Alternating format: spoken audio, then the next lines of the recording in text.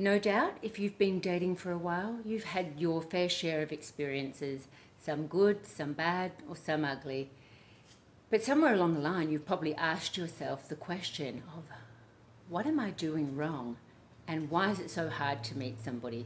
And even if you're new to dating, it can be quite overwhelming trying to figure out what is the right way to date and what are the best tips to follow.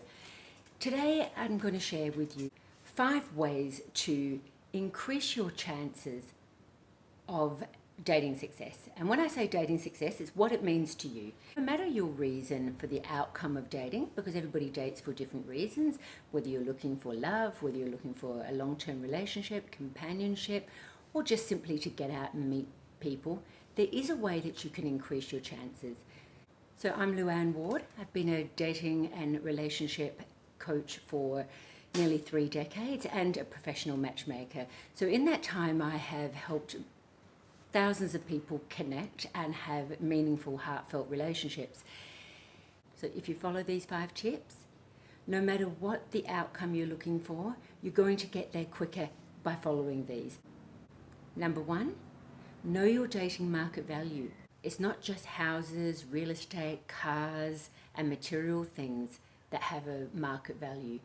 Prospective partners have them too. We all deserve love equally, and everybody has their strengths and weaknesses to bring, and nobody is more deserving of love than the next person. But when you're dating and you're looking for a partner, there are 8 areas of life that you need to consider. And in some of these areas, you're going to have strengths, and some of these areas, you're going to have weaknesses. And no matter what your strengths and weaknesses, and where you're empowered and where you're disempowered, there's the right person out there for you, but you need to date in your league. Now, if you stay to the end of this video, I'm going to share a quiz with you where you can take the quiz and find out your dating market value and the dating market value of the person that you want to meet. So stay to the end of the video and I'll share the link to take the quiz. Number 2, break up with yourself and let someone else in. Yes, self-love is the key to any healthy relationship. You have to have healthy self-esteem and healthy self-love first. It's natural when you're dating to want to date someone who has a lot of things in common with you, because similar feels familiar, but it's the opposites that keep things interesting. It's common to look at the traits that you think are attractive traits in yourself and the things that you like doing and want to connect with somebody that has all of those. So if you have a good job and you're educated and you're financially stable, a lot of the times you might gravitate towards somebody thinking, if I can tick those boxes that are the same as mine, we're going to get along better. Our lifestyles are going to be the same. You know, if somebody likes the beach and swimming and boating and going out for dinners and all the things I like, they're going to be a much better match for me. But the truth is, you're trying to date yourself.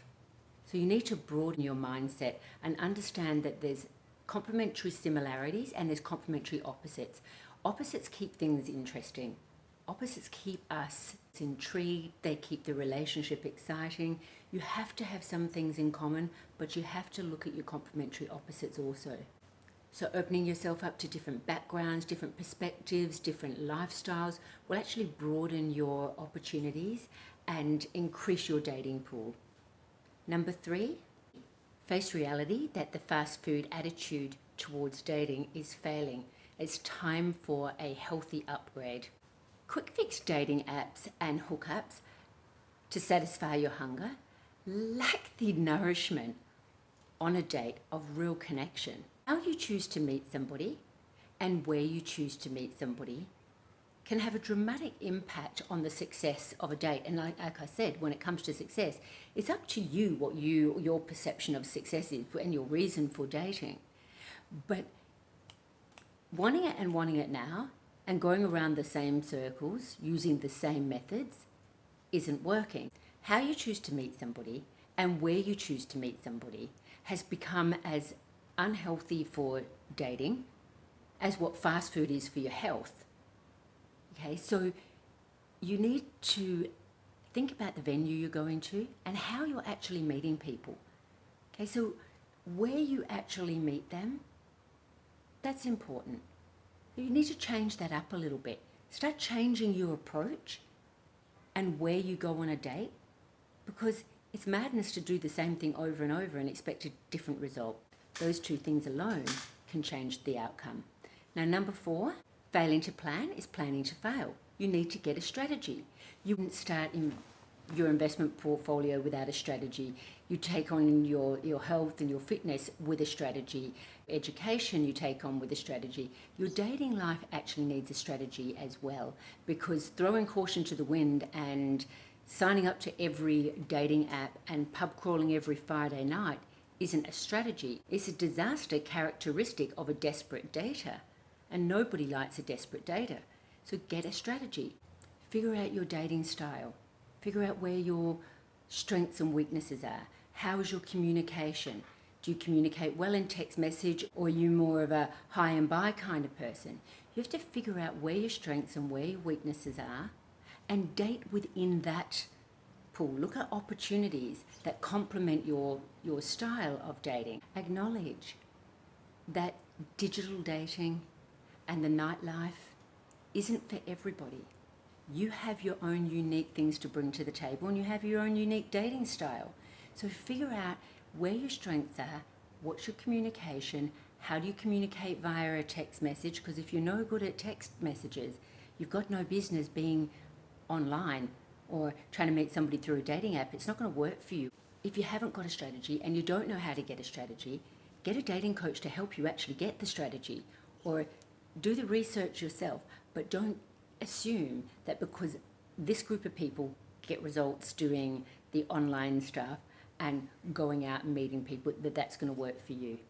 Number 5, be a selfless dater, not a selfish dater.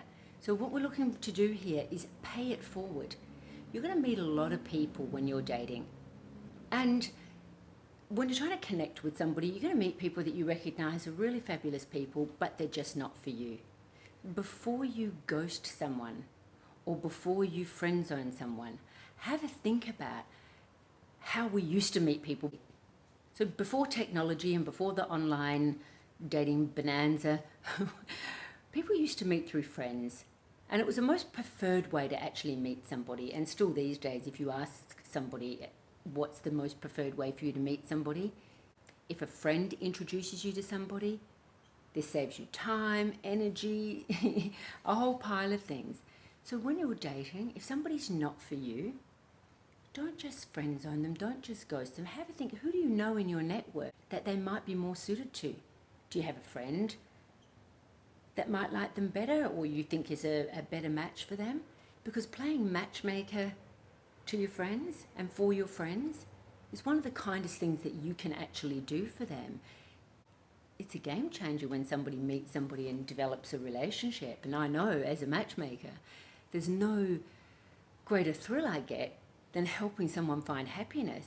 So dig a little deeper into your heart when you're dating. And if somebody's not for you, there's got to be someone out there for them. And do you know that person?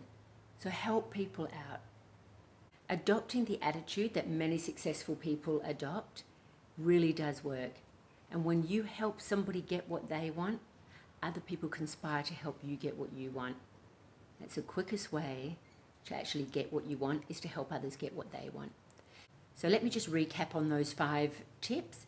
Number 1, know your dating market value and date in your league. Number 2, break up with yourself and let somebody else in. Number 3, lose the fast food attitude towards dating and get a healthier approach.